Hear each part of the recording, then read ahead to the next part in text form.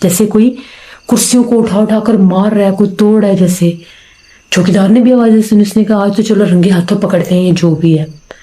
चौकीदार ने जैसे ही गेट खोला, हम लोग अंदर गए। स्कूल बिल्कुल खाली था, क्लासें बंद थी, कोई क्लास नहीं खुली हुई थी। अब अंदर गैलरी की तरफ भी कुछ क्लासेस थी, उस तरफ से ज्यादा शोर आ रहा था। हम लोग जब सारे उस तरफ भागे, बिल्कुल अंधेरा था और एक कोने वाली जो क्लास थी उसमें थोड़ी सी रोशनी थी, लेकिन वो रोशनी किसी लाइट की नहीं थी, क्योंकि वहां पर पूरे स्कूल में ट्यूबलाइट्स लगी हुई थी। वो लाइट भी नहीं थी जल रही, लेकिन रोशनी फिर भी कोई थी। जैसे ही वो चौकीदार आगे भागा, उसने कहा कौन है, मैं देखता हूं तुम्हें। चौकीदार ने जब आगे जाकर उस क्लासरूम का दरवाजा खोला, बाहर से कुंडी खोली, एकदम चौकीदार की चीखें आसमान पर, चीखें मारने लग गया, ये क्या है, ये बला क्या है। वो चीखें मार रहा था, खौफ ज्यादा हो रहा था। हम लोग जब आगे गए, हमने भी थोड़ी सी झलक देखी, हम लोग तो भागे बाहर। इतनी भयानक एक औरत थी, बहुत मोटी, काली स्या, और इतने इतने बड़े उसके हाथ पैर थे, बहुत बड़ा पेट था। ऐसा लग रहा था उसके माथे के दरमियान में लाइट है, और इस तरह से वो चीजों को उठा उठा कर पटक रही थी जिस तरह से कोई कागज की चीजें हैं। चौकीदार भी भागा हमारे साथ। पूरे इलाके में शोर पड़ गया कि लड़कियों के स्कूल में जिन्नात है, चुड़ैल आफत है। गांव के बड़े बड़े बुजुर्ग भी निकल आए, अबू वगैरह हमारे इनकी एज के बहुत से लोग निकल आए, सारे भागे स्कूल की तरफ। स्कूल का गेट खुला था। अब चौकीदार ने बताया कि वो आगे क्लास है जिसमें हमें वो नजर आई है। हमने बताया कि इसी तरह से सारा कुछ हुआ है। जैसे ही वो बुजुर्ग आगे जाने लगे तो उनमें एक आदमी था, एजेड सा था। उसने कहा कि आगे ना जाए, ये कोई आम मखलूक नहीं है। सबने कहा कि क्या मतलब कोई आम मखलूक नहीं है। उसने कहा कि मैं थोड़ा बहुत इल्म रखता हूँ जिन्नात का, मैं अमलियात भी करता हूँ। मुझे लगता है कि यहाँ पर एक चुड़ैल है जिसके माथे में लाइट जलती है, जिसके माथे में से रोशनी निकलती है, एक चुड़ैल आफत होती है। अगर अब आप उसकी जगह पर जाएंगे तो हो सकता है वो आपको नुकसान दे, दीवार भी गिरा सकती है। अभी उस आदमी ने इतना ही कहा था कि एकदम से उस क्लासरूम के अंदर से उसने इतने इतने बड़े बेंच ऐसे बाहर फेंके जैसे कोई कागज के टुकड़े हैं। 5-6 बेंच ऐसे आके ऊपर नीचे गिरने लग गए। सभी इलाके के लोग बाहर निकले, स्कूल को ताला लगा दिया गया। पूरे इलाके में खौफ फैल गया कि गवर्नमेंट स्कूल में जिन्नात है। 2-3 दिन तो उस साइड पर कोई गया ही नहीं, चौकीदार भी नहीं गया। 3-4 दिन के बाद अब वो जो बाकी अमला था जो स्कूल का, जैसे प्रिंसिपल और टीचर्स थे कुछ, उन तक भी खबरें पहुंची। उन्होंने कहा कि ऐसे तो स्कूल को नहीं छोड़ सकते, लड़कियों का मुस्तकबिल है, उन्होंने पढ़ना है। यहाँ तक कि कुछ गवर्नमेंट के लोग भी वहां पर आए। उस वक्त वो लोग आए, अंदर जाकर जायजा लिया। उस क्लासरूम का सारा फर्नीचर टूट चुका था, कोई चीज सलामत नहीं थी। उसके जो बेंच थे, जो कुर्सियां थी, जो टेबल था, उसके जैसे छोटे छोटे टुकड़े हुए हुए थे। वो लोग भी देखकर हैरान हो गए कि ये क्या है। खैर उस क्लासरूम में ही सारा वो टूटा फूटा सामान फिलहाल उन लोगों ने किया और बंद कर दिया। उसके बाद वो जो गवर्नमेंट स्कूल था वो सेफ ज़्यादा हो गया। लड़कियां दिन के टाइम भी पढ़ने नहीं जाती थी। 5-10 दिन तो स्कूल खुला ही नहीं। 5-10 दिन के बाद दोबारा से क्लासें लगाई गई, उस क्लासरूम को नहीं खोला गया। अब जब वहां पर इलाके की लड़कियां पढ़ने जाती थी, वो कहती थी कि हमें, जब हम लोग क्लास में बैठे पढ़े तो दोपहर का टाइम होता है तो ऐसे लगता है जैसे कोई सादा आकर बैठ गया है, वाज़े तौर पर चेयर के ऊपर, जैसे कोई हमें उठाने की कोशिश कर रहा है। कुछ कहती थी कंधे भारी हो जाते हैं, कुछ कहती थी सर भारी हो जाते हैं। यहाँ तक कि उस स्कूल की जो दूसरी मंजिल थी वहां पर भी कुछ क्लासरूम थे। 9-10 की क्लासें ऊपर होती थी। वहां की लड़कियों के तो बहुत बुरे हालात थे।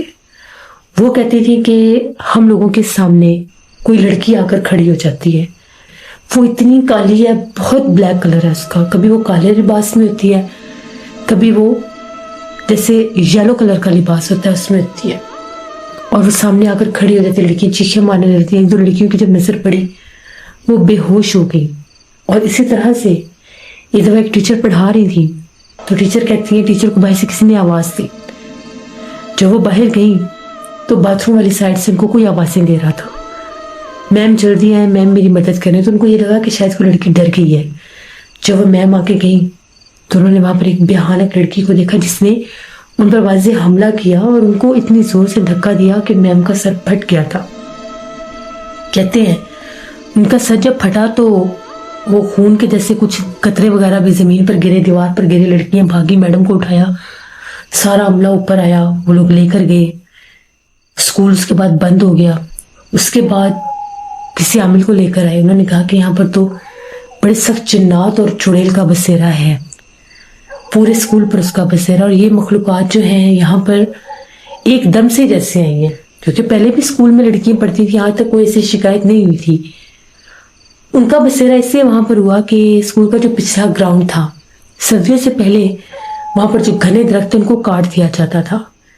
इस बार भी प्रिंसिपल ने ऐसा ही किया कि कुछ बहुत पुराने दरख्त थे जिनको कभी किसी ने कटवाया नहीं था, उनकी जरूरत ही नहीं थी। जो ग्राउंड के आसपास वाले दरख्त होते थे बस उनको ही कटवाते थे, या हल्की फुल्की उनकी कांटी छांटी हो जाती थी, लेकिन उसको उन्होंने कटवा दिया। उसको कटवाने के बाद वो जिन्नात उन पर दरख्तों पर थे वो हावी हो गए, स्कूल के अंदर आ गए। क्योंकि जिस माली ने वो दरख्त काटे थे, दरख्त काटने के ठीक 3 दिन के बाद उसकी दोनों टांगे जो हैं वो टूट गई थी। उसको वो कहता है मुझे कुछ पता ही नहीं मेरे साथ हुआ क्या है, बस मैं उठा हूँ, मुझे सीढ़ियों से किसी ने धक्का दिया है, और वो सीढ़ियों से गिरने से उसकी दोनों टांगे टूट गई थी, फ्रैक्चर हो गई थी। वो तो आने के काबिल नहीं रहा और स्कूल पर उनका बसेरा हो गया। वो जो आमिल आए उन्होंने कहा कि मैं इन मखलूकात को अब काबू नहीं कर सकता, ये बहुत ज्यादा है, आप लोगों को ये स्कूल बंद करना पड़ेगा। फिर वो स्कूल बंद हो गया क्योंकि मैम के साथ भी वो हादसा हुआ था। फिर जब उनको पता चला जिस जगह पर वो मैम के खून के कतरे थे वहां पर गए तो वाज़े तौर पर ऐसे निशान थे जैसे दीवार के ऊपर उन खून के कतरों को किसी ने जैसे चाटा हुआ है, फैले हुए थे वो पूरे। बस फिर उसके बाद वो स्कूल बंद हो गया।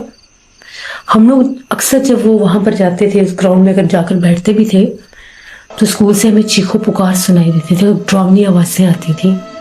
स्कूल तो कब का बंद था, आधी रात में स्कूल बेल कोई घंटियां बजाता था स्कूल की। कभी ऐसे लगता था जैसे स्कूल की लाइट जलती है, रात भर चलती रहती है, फिर बुझ जाती थी।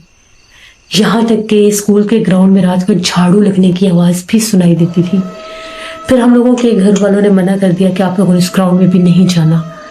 जब स्कूल में वो मखलूकात हैं तो आप लोगों पर भी हावी हो सकती हैं। यहाँ तक कि इलाके का चौकीदार भी उस साइड पर जाते हुए बहुत ज्यादा डरता घबराता था। वो भी यही कहता था कि मैं जब भी स्कूल के पास जाने लगता हूँ मुझे ऐसा लगता है स्कूल के बाहर कोई औरत बैठी हुई है। मुझे दूर से आवाज़ स्कूल के पास कोई औरत बैठी नजर आती है।